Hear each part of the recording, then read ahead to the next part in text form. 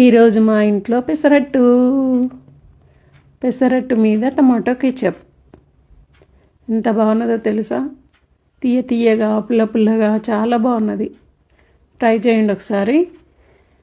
అయితే వర్షాకాలం కానీ చలికాలం కానీ ఇంట్లో పొళ్ళు చేసుకుంటాం కదా అన్నంలోకి వేసుకోవడానికి.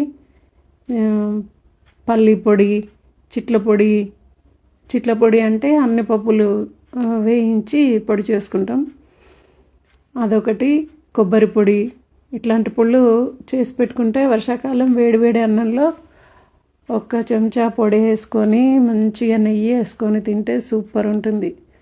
ట్రై చేయండి ఈసారి వర్షాకాలంలో పొళ్ళు చేసుకొని చూడండి.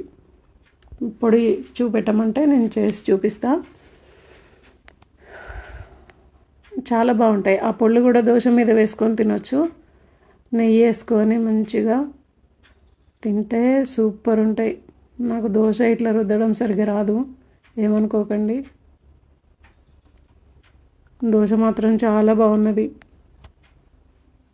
పుల్లగా తీయగా చాలా బాగున్నది.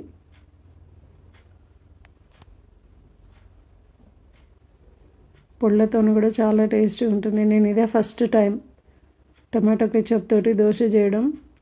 అయితే రాత్రి కొంచెం ఎట్లుంటుందో చూద్దాం, ట్రై చేద్దామని రాత్రి ఒక దోశ తిన్నా.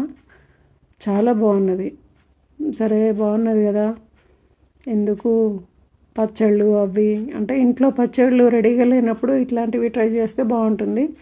పచ్చళ్ళు లేదని యాక్చువల్గా ఇంట్లో, అందుకోసం అని చెప్పి కెచప్తోనే ట్రై చేసిన. నెయ్యి వేసి కెచప్ వేసి చేస్తే సూపర్ ఉన్నది దోశ.